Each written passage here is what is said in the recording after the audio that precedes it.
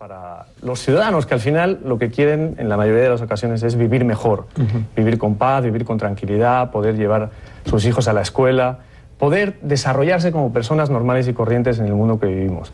Desde ese prisma es desde donde, en mi caso, como estratega político, estoy analizando el mundo y los conflictos y cada una de las situaciones que vivimos en el mundo de hoy y que acabas de narrar, ¿no? Por poner algunos ejemplos, China, el Oriente, España.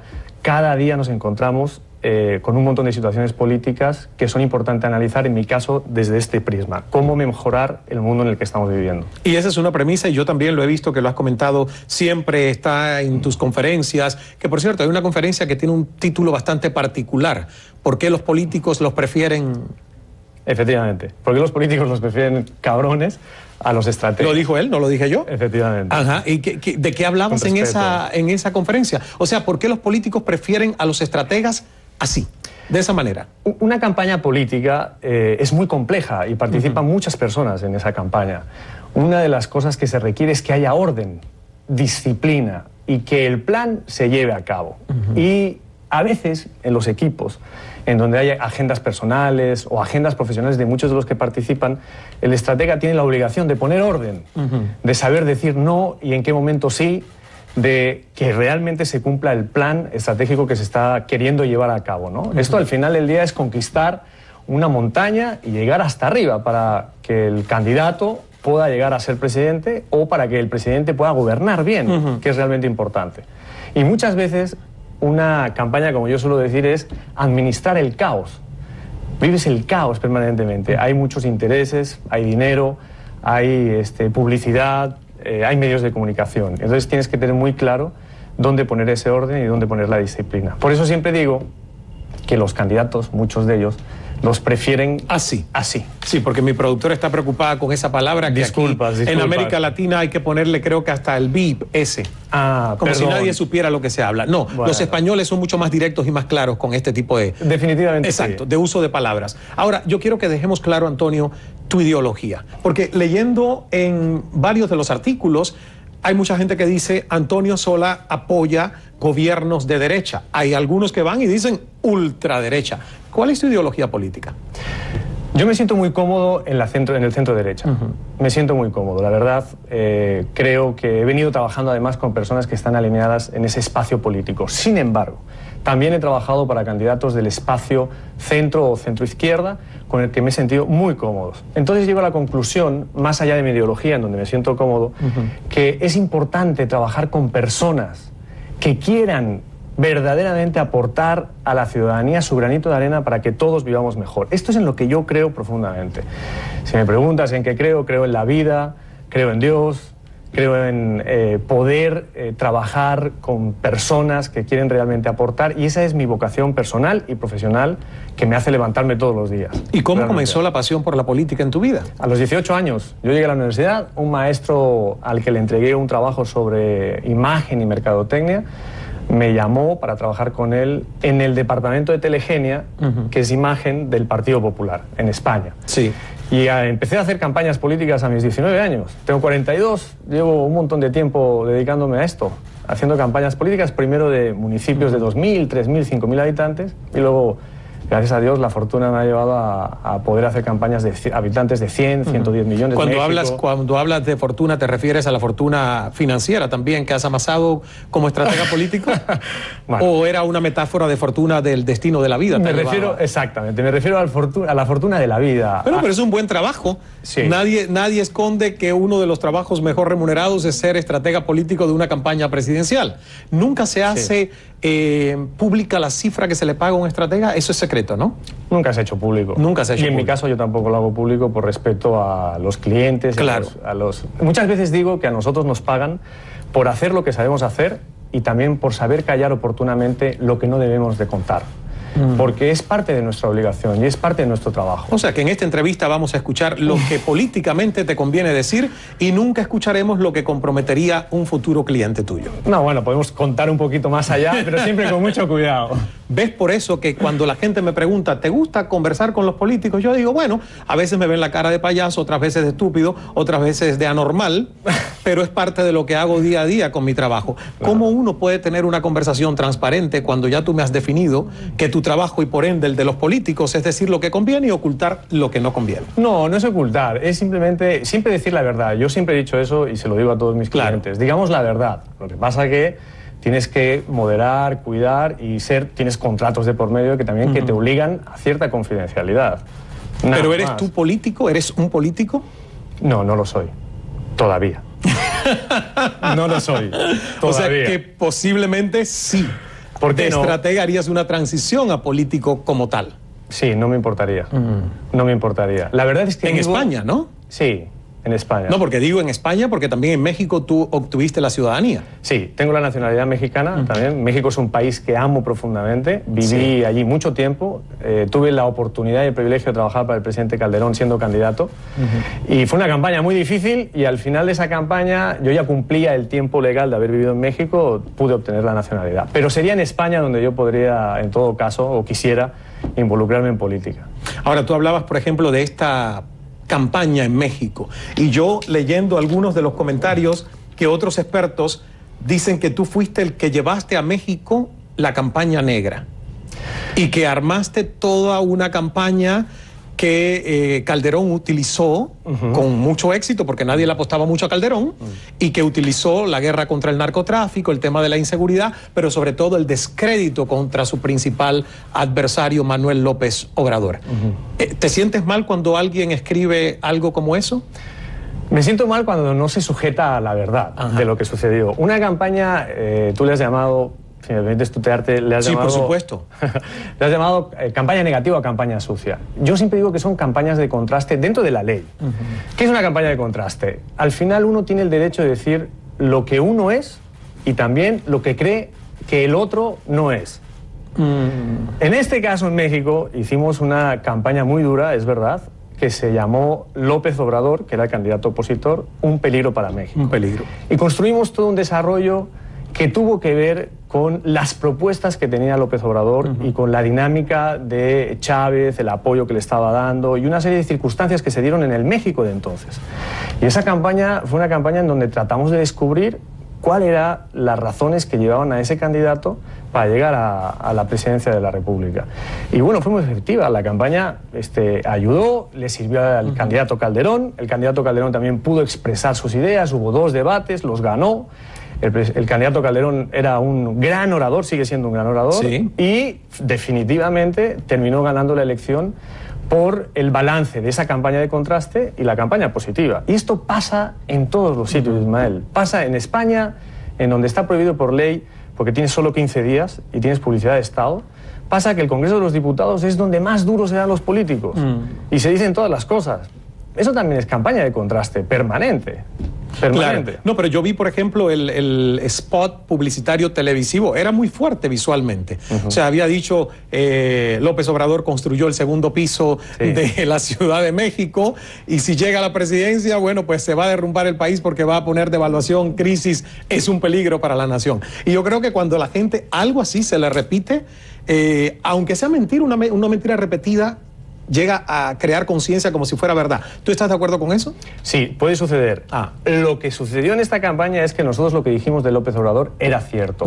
Él había endeudado la Ciudad de México, número 1, y número 2, si no recuerdo mal, la deuda que tenía cada una de las familias del Distrito Federal que gobernaba Andrés Manuel era de 20,000 pesos por familia. Por lo tanto, nosotros nos sujetamos también a cifras y a hechos que le mostramos a la opinión pública. Y eso, al final, sirvió dentro de la verdad para que Calderón pudiera tener más votos.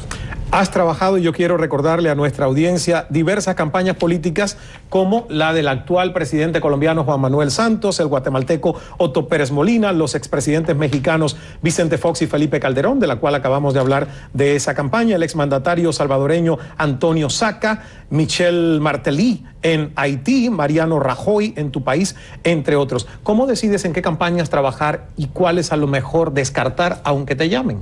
Para mí es muy importante qué tipo de persona es el candidato o la candidata, qué valores tiene, en qué cree, en qué piensa. Trato de investigar a fondo, trato de enamorarme en buenos términos de esa persona, me meto a fondo en la candidatura y luego eso, en el proceso de enamoramiento con el candidato o la candidata o con el gobernante, pues llegamos a un acuerdo y ahí uno está en el derecho de decidir si quiere realmente participar o no, por parte del candidato o por parte mía.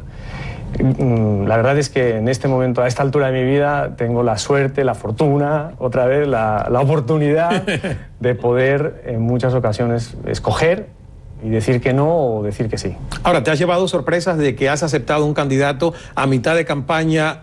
¿No era lo que pensabas que iba a suceder y te has retirado de la campaña? Sí, me ha pasado en algunas ocasiones. En México he tenido algunas situaciones desagradables con algunos candidatos que empecé a notar cosas extrañas en la campaña y decidí retirarme, sí, me ha sucedido. ¿Qué haces cuando un candidato rompe sus promesas de campaña? Es muy doloroso, lo que trato es de... Digo, cuando ya son elegidos, ¿no? Cuando ya son elegidos, cuando son presidentes. Porque afecta a tu imagen también. Yo digo, si un estratega le hace una campaña, incluye promesas de campaña con ese candidato y ese candidato llega y gana la elección, pero luego no cumple nada, es como, o ya eso es pasado y no tiene que ver contigo. Bueno, depende. Si el candidato es elegido presidente o la candidata y me contrata para que siga trabajando con él a su lado, que en términos generales suele suceder, hago todo mi esfuerzo personal y profesional para que realmente las promesas que se hicieron en campaña se lleven a cabo y se cumplan. Por supuesto que sí. Hago mi total empeño, pongo mi vida en eso.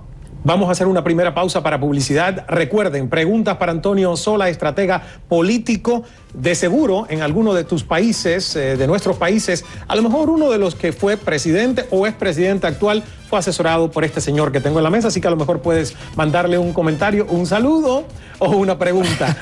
Y yo me voy con una pregunta pendiente, porque él, en el caso de Colombia, entró a asesorar a Juan Manuel Santos cuando la situación apestaba.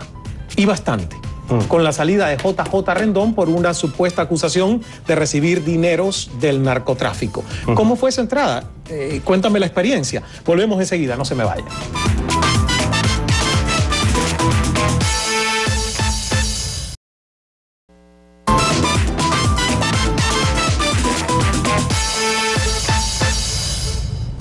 Gracias por escribirnos, gracias por estar en nuestra sintonía. Hay muchas preguntas, saludos, comentarios. Voy a tratar, y por favor discúlpame Antonio si miro acá el iPad mientras conversamos, para tratar de representar a muchos de los que nos están escribiendo. Por ejemplo, acá dice Patricia Gallardo, excelente entrevista en Cala en la política con Antonio Sola. Gracias, Patricia, muchísimas gracias por estar en nuestra sintonía, y pone una foto tuya en pantalla. Y bueno, continuamos conversando con el estratega político español Antonio Sola, asesorado a más de 400 procesos electorales en Europa y en el continente americano. Antonio Sola fue nombrado como uno de los 18 líderes extranjeros más influyentes gracias a su trabajo con su compañía llamada Hostos Sola, de la que es codirector. Y justo antes de seguir con otros temas, hablemos de Hostos Sola. ¿Cuándo nació esta compañía? ¿Quién es tu socia? ¿Qué hacen? Nació en el 2001 y nació con esta vocación que decía al principio de servicio, de tratar de ayudar a construir un mundo mejor, y desde el 2001 venimos haciendo ya como compañía muchas campañas a lo largo del mundo. Hemos estado trabajando en América, en Europa, y ahora estamos ya desembarcando en África, llevando a cabo esta misión que creemos que tenemos, ¿no? Creemos en el ser humano, en la persona y las capacidades que libremente tenemos para poder hacer o ayudar, tratar de poner nuestro granito de arena a que la gente viva mejor, ¿no? Desde entonces hemos hecho infinidad de procesos electorales y nos hemos certificado con una norma de calidad en Europa en los procesos de marketing político. Somos una empresa que busca... Que pocas empresas tienen esa certificación, tengo entendido, ¿no? Creemos que es la única compañía en el mundo, no hemos encontrado otra que esté certificada en un proceso de marketing, con una metodología, una forma de trabajar que trata de poner en orden, de alguna manera, muchas veces el caos que se ve en las campañas políticas. ¿Tienes estadísticas de porcentaje de victorias en tus campañas? Más o menos está rondando el 74, 75% de victorias y el 25, 26, depende de los años, de derrotas, sí. De derrotas. Bueno, ahí estamos viendo algunas fotos de Antonio con mandatarios, personalidades destacadas, Otto Pérez Molina, Dilma Rousseff, entre muchos otros a los que él ha podido asesorar. Y bueno, yo me fui a la pausa con esta situación. Yo diría que no sé si es muy particular, pero que tú no entras a una campaña como el escogido de inicio, sino que es un reemplazo de emergencia por un escándalo, el tema de JJ Rendón, que sale en medio de la campaña, y bueno, salpicando a Santos con el tema de dineros del narcotráfico que se habían enchufado a la campaña. Y entra Antonio Sola. ¿Qué de particular y difícil tuvo esta suplencia, por decirlo de alguna manera? En realidad yo entré a la campaña unas semanas antes. ¿Ah, sí? Sí, de que sucediera esto. Yo entré la última semana de marzo. Y si no recuerdo mal, esto debió de suceder, el caso que me estabas mencionando de JJ Rendón y las acusaciones del expresidente Uribe. No recuerdo bien la fecha, pero por ahí en abril. Pero ¿cómo puede ser que dos grandes estrategas vayan a ser pagados al mismo tiempo? ¿Tanta plata tiene Santos para eso? Y no lo sé. Yo la verdad es que hice un contrato con la campaña, un contrato que me permitió entrar a la campaña del presidente. JJ Rendón ya venía trabajando como el estratega principal desde hacía mucho tiempo con el presidente Santos, desde la campaña anterior. Y en esa campaña, pues él estaba como estratega principal. Claro. ¿Y cómo entraba Antonio entonces? Como estratega adjunto para poder reforzar el equipo. ¿Son amigos entonces JJ Rendón y Antonio Sola? Absolutamente, le tengo mucho afecto personal y mucho afecto profesional. Es un hombre estratega con mucho talento, ha hecho muchas campañas, ha tenido mucho éxito reconocido. Y la verdad es que yo jamás he tenido ningún problema con ningún compañero, con ningún estratega. Me encanta compartir porque pienso que cada campaña, gobernar, depende de equipos. Pienso que el talento y los buenos haceres de una campaña es la suma de muchas personas. Claro. De hecho, en esa campaña había gente extraordinaria del propio equipo del presidente, el encuestador Tomás González, Pete Brodnis, Ángel Becasino, que es otro estratega colombo-argentino, que también se sumó al equipo. ¿Cuántos estrategas? Pues sí. ¿Muchos? Ahí un buen equipo. No, en las campañas presidenciales es normal que haya 2, 3, 4 estrategas con espejos. Es muy normal. ¿Con espejos? Sí, porque... ¿Qué quiere decir espejo? Espejos es en donde puedas tener una estrategia que puedas confirmar, a veces contrastar con una segunda o una tercera opinión. Y no pasa nada. Es como si vas a un médico y quieres tener una segunda opinión y vas a otro médico. O sea que para ponerlo que nuestros televidentes entiendan, viene Santos y dice, ¿qué hago con aquel de la esquina que me está molestando? Te pregunta a ti. Tú le das una opinión, va y le pregunta a... Bueno, primero JJ Rendón, que era el titular, ¿no? Claro. Luego lo contrastaría con otros dos. Y al final, ¿quién decide entonces? Pues, ¿para qué están los estrategas? Hay una mesa de campaña, que es lo que suele suceder, a veces se llama cuarto de guerra, una mesa en donde se toman las decisiones. Y ahí está el equipo principal sentado, que es en la mesa en la que yo participaba. Y esa mesa es la que finalmente toma las decisiones. Así fue en la recta final de la primera vuelta y luego en la segunda vuelta también. O sea que entonces no te tocó cambiar el rumbo de la campaña que ya venía haciendo JJ Rendón, o sí te tocó hacer el trabajo de limpiar los daños colaterales o collateral damages, que yo creo que sí hubo muchos por la repercusión bastante negativa y sobre todo la duda de si esto había ocurrido o no había ocurrido en ese momento. Claro, es una muy buena pregunta. Mira, había una inercia que llevábamos en la primera vuelta, que perdimos, recordarás que perdimos, y ahí había una estrategia que se había fijado desde antes que yo llegara. Perdida la primera vuelta, que es la primera vez en la historia que yo sepa de América Latina que un presidente busca la reelección, pierde la primera vuelta y gana la segunda. Lo que se hizo fue variar la estrategia y nos concentramos en la paz o la guerra, en el dilema de la paz versus la guerra. En eso es en donde nos concentramos. Este dilema en la primera vuelta estaba planteado entre otros que había en la campaña. Eran 3 elementos fundamentales los que se estaban siguiendo. En la segunda vuelta le cambiamos eso. Cambiamos el eslogan, pasó de ser hemos hecho mucho, falta mucho por hacer, Juan Manuel presidente, a Santos presidente, con paz haremos más. Y nos concentramos en una campaña muy positiva por parte del presidente, en donde del candidato Santos, en donde habló de la paz y habló de la guerra, y también en una campaña en donde pretendimos decir algunas cosas que opinábamos de nuestro candidato adversario, de Zuluaga. Sí, cosa que también hicimos. Por lo tanto, si hubo una variación, no puedes seguir, pierdes la primera vuelta, no puedes seguir igual, claro. Tienes que hacer algo. Y ya eras el titular entonces como jefe de campaña ahí, ¿no? Ahí estábamos como estratega principal Ángel Becasino y yo. Y estuvimos compartiendo. Junto con el resto del equipo que he comentado, estaba Pete, estaba Tomás, Juan, el propio gerente de campaña, por supuesto, Roberto Prieto, y entró una persona importante en términos políticos, el expresidente Gaviria, que ayudó a coordinar toda la mesa política y a hacer un trabajo excepcional también ayudando al candidato Santos. ¿Te irías con Álvaro Uribe si necesita tus servicios? En este momento yo estoy muy identificado con el presidente Santos. La verdad es que pienso que el presidente Uribe se ha equivocado, y se ha equivocado mal, y ha llevado al extremo al país. Lo pienso honestamente. Siendo yo un hombre muy convencido de todo lo que hizo Uribe en los 8 años de gobierno. ¿Sigues asesorando a Santos en este momento? ¿Tu contrato terminó cuando él ganó? Mi contrato terminó. En este momento no lo estoy asesorando. ¿No lo estás asesorando? En este momento no. Ok. ¿Y sigues de cerca, cuando uno termina, por ejemplo, como estratega político y termina una campaña en un país, ¿tú sigues de cerca los procesos o desconectas y vas al próximo escenario donde es tu campo de batalla siguiente? Yo te leía una frase sobre el libro, que es casi como un bebé, ¿no? Casi tener un bebé. Sí. Una campaña política ganadora o perdedora también es lo mismo. Realmente es casi como un parto, ¿verdad? No podemos tener hijos nosotros, pero me quiero imaginar que es una cosa que, ya que la tienes ahí, la alumbras, le das continuidad. La cuidas, te informas y nunca más vuelves a ver ese país, esa sociedad con los mismos ojos. Entonces, sigues todo el proceso. Yo estoy hiper informado de Colombia, voy prácticamente todas las semanas al país y estoy desarrollando ahí en este momento algunos proyectos. ¿Crees realmente que será exitoso el proceso de paz? Sí. ¿Sí? Sí, le tengo mucha fe y creo que el presidente... Déjame decirte algo del presidente. Yo le aprendí mucho el día que perdimos la primera vuelta.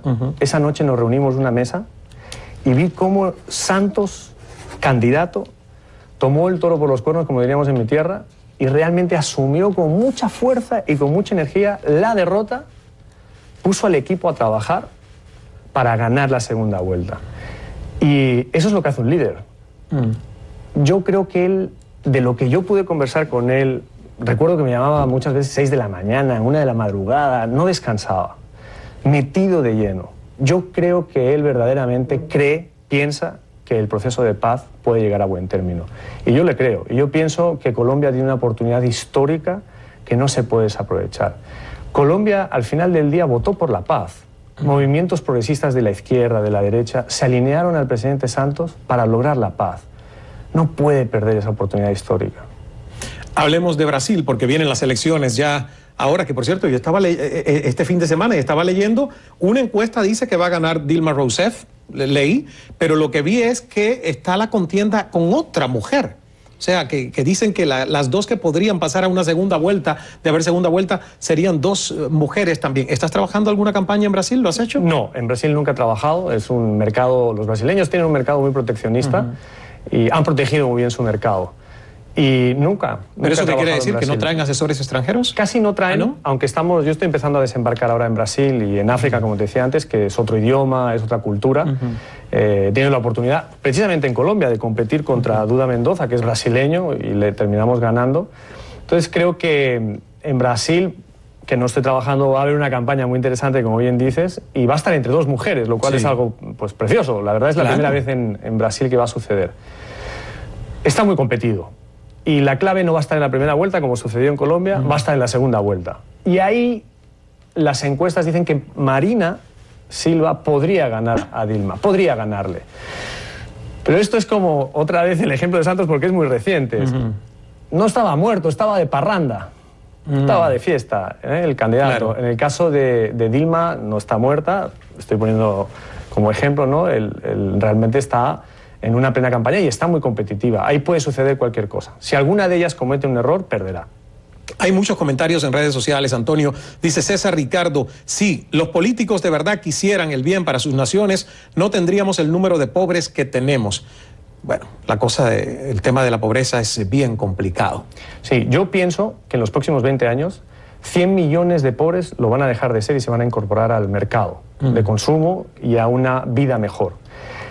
El mundo hoy está mucho mejor que hace 50 años o que hace 100 años. Entonces tenemos que ser optimistas y creo que vale la pena insistirle a estos políticos que hagan su trabajo. Por eso no necesitamos ni instituciones débiles ni tampoco ciudadanos dependientes, que es lo que nos pasa en nuestro continente. Y cuando eso sucede, instituciones débiles y ciudadanos dependientes, es cuando nos nacen los dictadores, los autócratas y aquellos que se creen divinizados y que pueden gobernar por sí mismos saltándose todas las leyes y todos los procesos. Te puedo contar de Ecuador, te puedo contar de Bolivia, te puedo contar de Venezuela. ¿Qué te voy a contar que ya no sepas o no sepa tu audiencia? De esos países que autócratas que se creen, como te digo, divinizados. ¿Tú no has tocado esos países, no has trabajado en ellos? En Ecuador sí, cómo no, con un hombre extraordinario, Guillermo Lasso, que estuvo aquí en tu programa. Sí, estuvo. Un hombre extraordinario que sacó el 25% de la elección. Tuve el honor de poder trabajar con él. Un hombre que ojalá llegue a presidente. ¿Y en Venezuela? En Venezuela con María Corina Machado, una mujer extraordinaria de la oposición que está luchando contra el régimen. Fue en las chavista. primarias, ¿no? Sí. ¿Qué le pasó a María Corina? Bueno, es una gran mujer, va a llegar muy lejos, ojalá que a presidenta. En aquel entonces estaba Enrique Capriles, Leopoldo López, había varios más y estaba María Corina. Hubo una alianza entre Leopoldo y Enrique, Leopoldo López, que está en la cárcel hoy, y Enrique Capriles, y finalmente llegamos a la campaña final, los últimos días, en donde prácticamente era imposible ganar, con la alianza de Leopoldo y de Enrique. Pero María Corina, una gran mujer, talentosa, valiente, inteligente, luchó muy duro en esos días para luego continuar el proceso con Enrique y lo apoyó a muerte, por supuesto. Vamos a hacer otra pausa, nos vamos a publicidad. Antonio Sola continúa con nosotros por el resto de esta hora. Dice una pregunta de Figueroa, Leujim Figueroa: ¿cómo se resuelve el tema de los aportes de empresas a campañas políticas? En Chile tenemos un gran problema al respecto. Antonio te contesta cuando volvamos. Síganos escribiendo.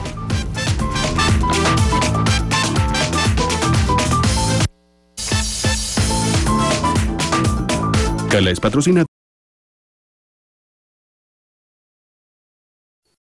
por muchos como el creador de Presidentes y quien ha asesorado las campañas presidenciales de muchos mandatarios en nuestra región. Antonio también es el vicepresidente de CERTAL, Centro de Estudios para las Radiotelecomunicaciones en América Latina, que por cierto yo tengo que reconocer que hasta leer tu biografía no sabía para qué existe ni de qué se trata, cuál es la función principal de CERTAL. Está defendiendo la libertad de expresión en un momento en donde muchos países se está tomando al asalto, y esa es una de las funciones principales de CERTAL. Dentro de poco hacemos en Roma un gran congreso sobre esto.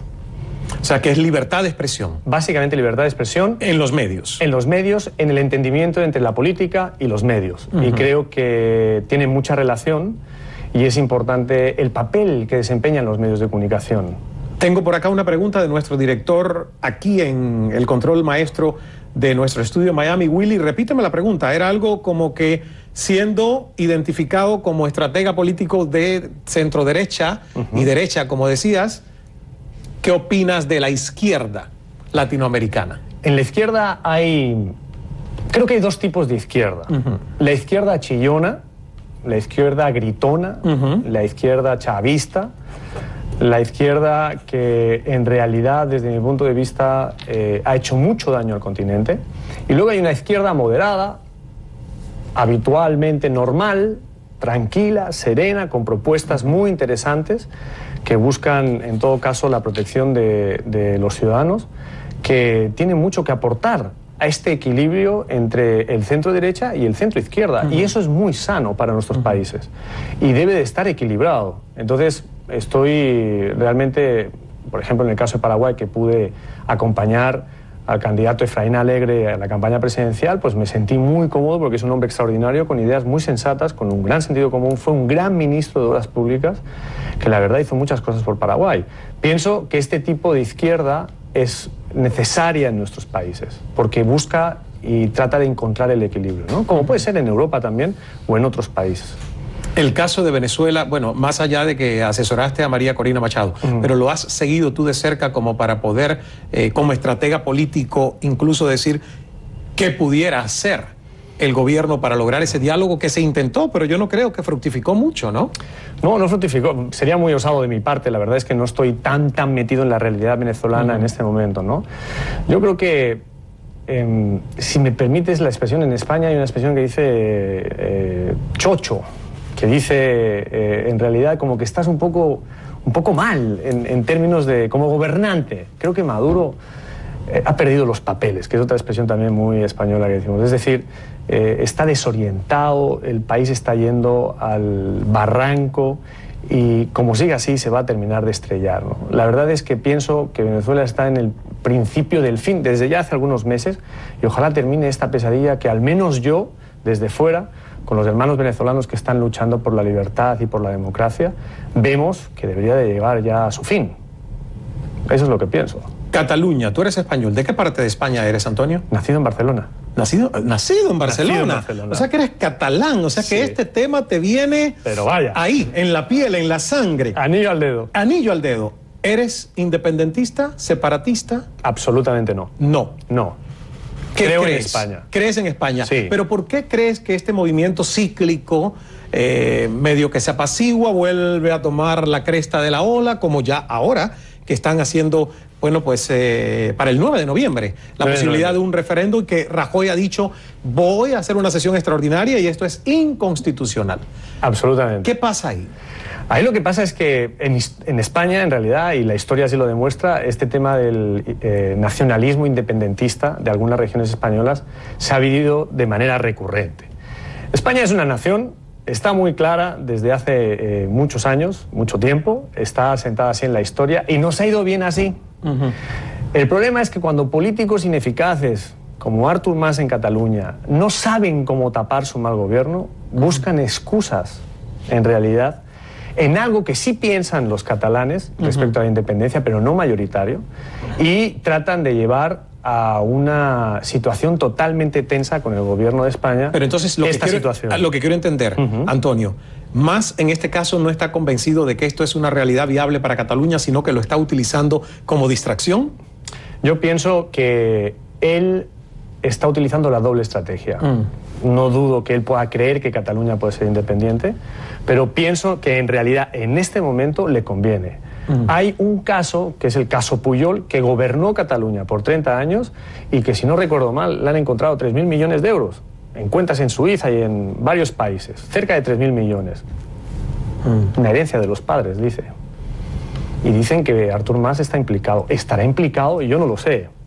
Qué buen momento para sacar el referéndum. ¿Tu familia allá piensa igual que tú o ellos quieren la independencia? Vive mi hermana, yo tengo una sola hermana, vive allí. Mis padres son andaluces, emigrantes en Cataluña. Y yo le agradezco a Cataluña no solo haber nacido allí, sino que me dio educación y haberme dado la oportunidad de desarrollarme allí. Soy un catalán, pues un tanto extraño, como muchos andaluces y muchos extremeños que viajaron allí y pudieron desarrollar su vida allí, ¿no?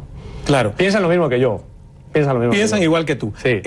Hay una pregunta, pero antes que la pregunta que nos hacía Marvin Erazo, tú me habías dicho fuera de cámaras que había una anécdota que querías contarme de tu mamá.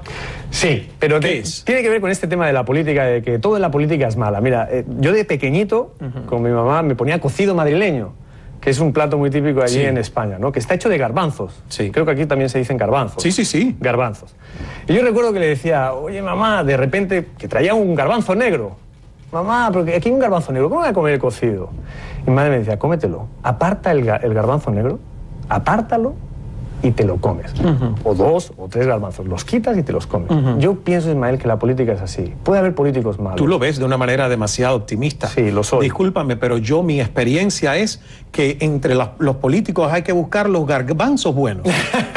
O sea, que todo está negro y unos poquitos buenos. Ilústrame tú, para que yo cambie de opinión. Hay muchos políticos buenos, muchos. Bueno, lo sé. Muchos. Pero tú aseguras que es la mayoría. Sí. Y entonces, ¿por qué todo lo que sucede en nuestros países? ¿Cómo si un político escucha, en nuestros países hay que manifestarse, pero además con casi violencia, para que se derogue una ley que se supone que no debería haber sido aprobada si la gente escucha lo que la población piensa? O sea, cuando tú ves lo que está pasando, yo no creo que hay de verdad una coherencia o una congruencia en cómo se está haciendo política. Hay algunos políticos que, es verdad, son incongruentes y que son el garbanzo negro. Y que son los que rescatan los medios de comunicación. Y esa es la función del medio, y está muy bien, es el cuarto poder. Sin embargo, Ismael, hay muchos políticos silenciosos que no salen en los medios de comunicación y que todos los días se levantan temprano y se acuestan muy tarde por ayudar a la gente. Y te voy a decir algo, políticos que luego son los que matan. Terminan asesinados porque no se doblaron al narco, no se doblaron al dinero, no se doblaron a intereses espurios. Y de esos hay miles, Ismael, miles. La política sí es buena y sí tiene esperanza. Yo la quiero defender en esta mesa. Verdaderamente. Me quito el sombrero para todos esos políticos que hacen su trabajo de manera honrada, porque sí necesitamos líderes que crean en la posibilidad de servir a su comunidad y a su pueblo. Sí, y hay algo más, Ismael. Líderes, y yo le añado una palabra, líderes inspiradores, que inspiren verdaderamente un cambio. Mira, pienso realmente que nadie puede confiar en alguien al que no conoce. y no puede conocer a alguien al que no quiere. En realidad, en la política, los políticos deben de cambiar muchas cosas que están haciendo mal para acercarse a la ciudadanía. Claro, sí, pero mira, ahí te voy a decir una cosa y como estratega político lo sabes muy bien. Muchos políticos no se acuestan en la misma cama con sus esposas, sin embargo, tienen que mantener la doble fachada del matrimonio feliz porque lo que tú has dicho, los ciudadanos deben confiar en ellos, debe ser un padre de familia, es hipocresía. Sí. Cuando a voz populi se sabe que no hay vida marital y que uno vive en una cama y el otro en otra. Nada más te estoy poniendo un caso como ese. Claro. Un ejemplo. Y es ahí donde yo digo, ¿por qué la política tiene que llenarse de tanta diplomacia que es hipocresía? Porque no pueden hablar con la verdad a la gente. Estoy de acuerdo. ¿No? En eso estoy totalmente de acuerdo. Vamos a la pausa y luego me contestas cómo se resuelve el tema de los aportes de empresas a campañas políticas, que en Chile es un gran problema según Leugen Figueroa. Ya volvemos. Hecho.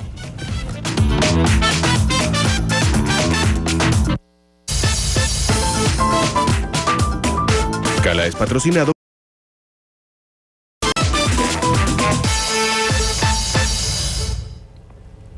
Bueno, tenemos poco tiempo, muchas preguntas que ustedes han hecho. Por ejemplo, ¿qué opinión le merece al señor Sola las iniciativas y partidos que están naciendo en el mundo desde las redes sociales? Es una iniciativa maravillosa, está muy bien. Se tienen que organizar porque las redes sociales siguen muy desorganizadas y si realmente encuentran un cauce, pues es el siglo XXI. Y debemos de tender hacia allá. Las redes sociales con más espacio público. Alguien pregunta por acá en redes sociales que a quién de los políticos estadounidenses te gustaría asesorar. Del lado demócrata, Hillary Clinton, del lado republicano, Romney o Jeb Bush. Ah, mira, o sea que tú le vas a los dos lados, republicanos y demócratas. Porque en este caso los dos son de derecha. Personas, sí, señor. Personas. Muy bien, Haití. ¿Qué te hace ser un embajador itinerante de Haití? Me enamoré de Haití porque está muy mal como país, es un estado fallido, es la sexta economía más pobre del mundo, el primero del continente, y necesita mucha ayuda. Estoy tratando de impulsar con el presidente y con el primer ministro todo aquello que permita a que la gente salga adelante. El 90% de la gente es pobre y necesita mucha ayuda. Haití se siente muy solo después del terremoto, la comunidad internacional se ha retirado un poco y acepté ser embajador, es un honor para mí, para traer inversiones al país.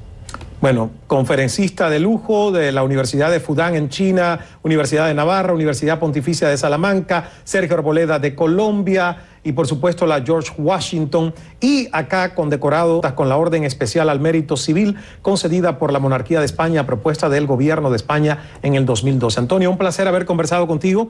Te quiero regalar el poder de escuchar y que lo compartas con los políticos que tú asesoras. Por supuesto que sí. Muchas gracias, Ismael. Muchísimas gracias. ¿Cuál es tu próximo destino? Próximo destino, México, mañana por la mañana. ¿México? Sí, señor. ¿Y de trabajo, campañas, el próximo país? Vamos a presentar la sexta cumbre de marketing político. Muy bien. Gracias por estar con nosotros. El secreto del buen hablar es saber escuchar. Hasta la próxima.